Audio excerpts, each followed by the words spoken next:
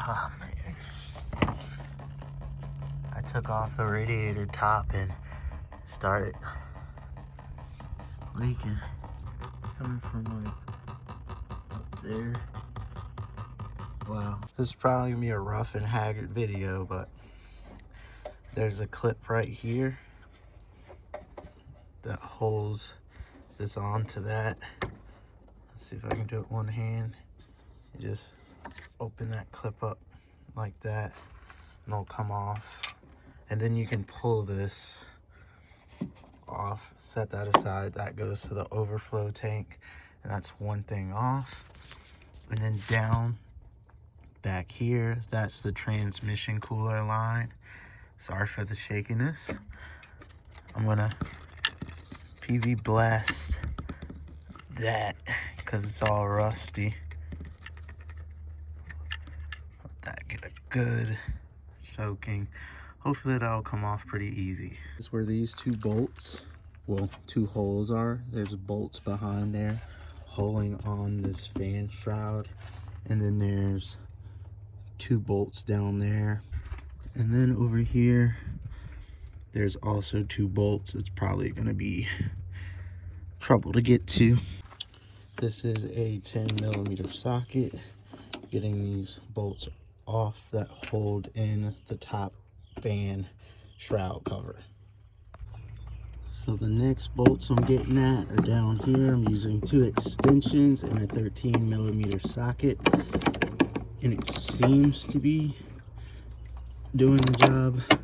So I'll get back to you on that once I have these out, and I'll probably have to use a swivel head one on this bolt because the condenser is going to be in the way. Although I could take this out, it's not charged, so I may do that, but I'm trying to do this as easy as possible, so we'll see. To untighten the condenser right here, and that way I can move this out of the way and have a little more room to work. Now, if your AC is charged, don't do this because all of that Freon is just gonna evaporate out, and that's not good for the atmosphere.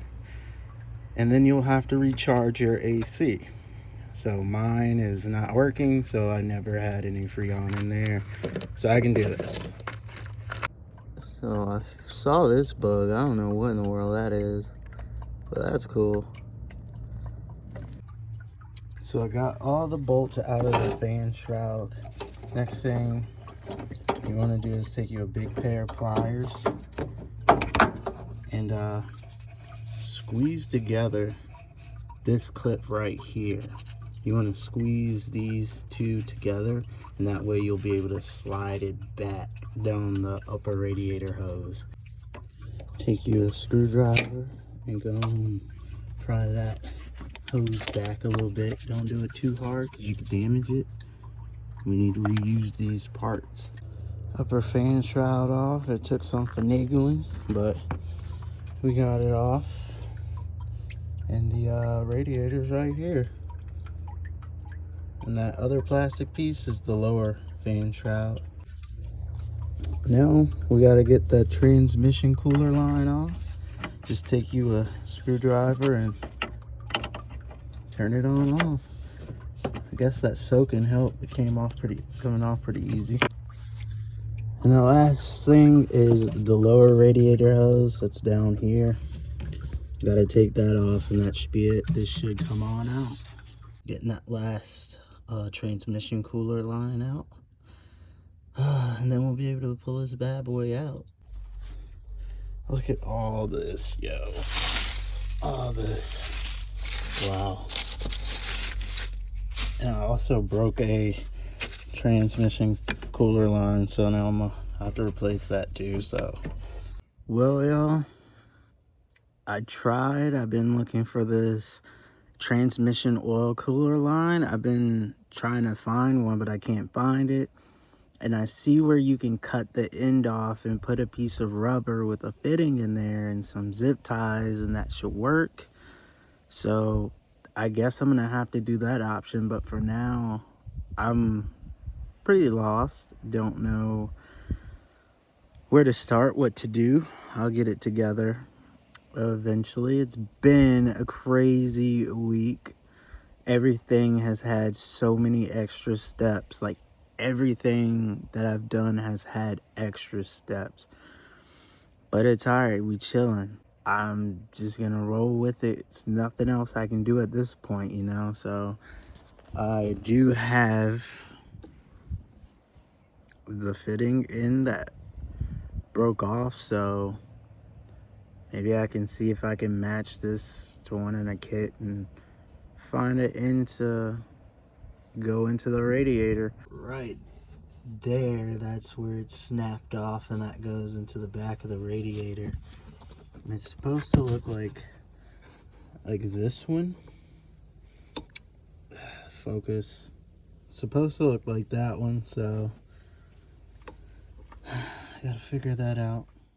Well, in order just to get out for a little bit and recollect myself, I came to Buffalo Lithia Springs because I wanted to get some spring water and actually test this water. So let's do that.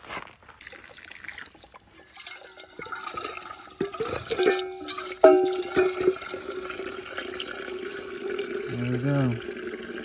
Hopefully fresh spring water.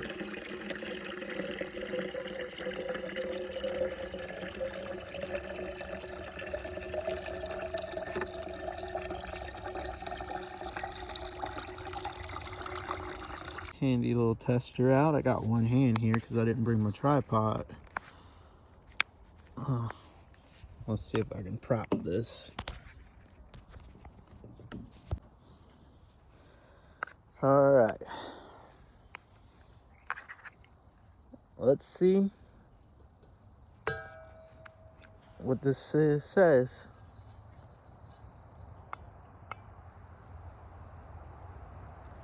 "86 good."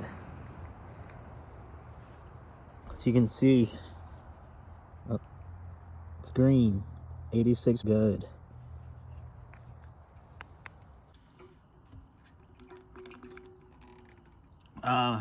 My magical healing Buffalo Lithia Springs water.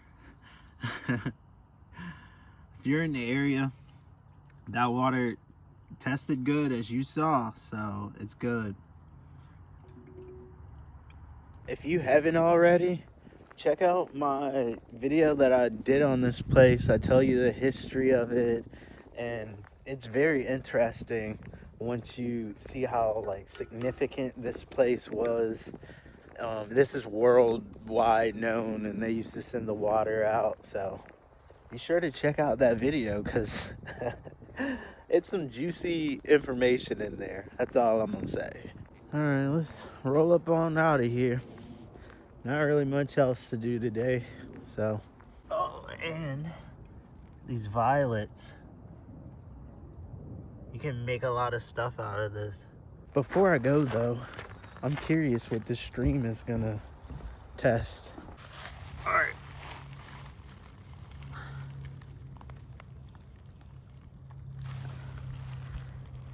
Y'all see it, 53 pour. And that's the stream that runs right beside the spring. All the fishies been pooping in that water. That's why it's so bad. That's gonna be forever my excuse. But who knows? It's probably like farm runoff and a bunch of different things. So I think I got my van back going. I got really frustrated. I mean, like really frustrated, and stopped filming. Especially when I work on cars. Things never go as planned. Bolts get stuck and you're just laying up under the van just like, oh, when can this be over? But what I did was I bought some steel braided line. It was a transmission cooler line, kind of like muscle cars have on them when they're doing shows and stuff. So I tried to put both on. Didn't have enough space under there because the Cadillac converter was blocking the second one. So luckily I was able to just replace the one line that was sheared off and got that connected. The first few times I didn't tighten it as much as I should have, and there were a few leaks. I didn't want to over torque it, overdo it, but I just tightened it more and more, got that done. And then went down the road testing it, looked under, coolant just like dripping, drip, kind of like dumping almost. So I opened the hood, look, the radiator cap was the culprit on that one. So went back to Advance. I've been to Advance like twice today. Went back to Advance, got a $10 radiator cap, put that on, have been riding around. I came to a trailhead and I stopped just to look for like coolant leaks. It's not leaking, the cap's not leaking. I decided to go on a celebration walk. I collected a little more fatwood. So yeah, that's been my day. Pretty busy, pretty frustrating, just under a van all day going through it. But I think we're back. Hopefully this repair holds up. If I can find like the proper transmission cooler lines at a junkyard or something, I'm gonna do that. But I hope this repair really holds up. So, because those transmission cooler lines are discontinued. That's a thing about having an old vehicle. Parts get discontinued and they're hard to find. There's good old Papa Smurf being a trooper. 32-year-old van. I love this thing. Let's see. Make sure no coolant has leaked out. Doesn't look like anything dripped out. I think we're good, y'all. It's been so long, it feels like, since I've been in this van. Like, I missed this feeling so much. Just being able to sit, relax, have everything you need, feel right at home in your own space. Like, I just missed that so much, and we're finally back in there. Finally got a lake view. It's a little windy today. I think it's around, it feels like it's in the 60s temperature wise. And just, be able to like sit and chill and do this and have a place to always be like comfy to stay in. Like, if you want to like spend a week here, like spend a month there, you can do it because you got your space on wheels, yo. And it's not like, you can do it in a tent in a sense, but with like a van, you've always got places like Cracker Barrel that you can park in when you're like in an urban environment, or the side of a street when you're on an urban environment. So I feel like van life really still has an advantage over a tent. And like, this has spoiled me, because I used to backpack. I used to sleep in a tent, yo. I used to backpack way out into the wilderness, but I wouldn't dare sleep in a tent in a city. Like, nah, that's not for me. But I'll sleep in this Astro in a city, you know? But don't get me wrong, I'll get back out there and backpack once I get to like the West Coast and stuff. Heck, I'll do it here. But like, I really want to backpack in the mountains of the West Coast. And I'm trying to figure it out right now. So we're going to see what happens. Y'all are watching like real time me trying to like figure out how to make this dream fully happen. It's happened for the most part, but it hasn't fully happened to where I'm like off on the West Coast, somewhere way out backpacking, meeting other van lifers, yo. Yeah, that's gonna be wild. So y'all are watching me try and make that happen. This is the view right now. Like, yo, Kerr Lake is crazy beautiful.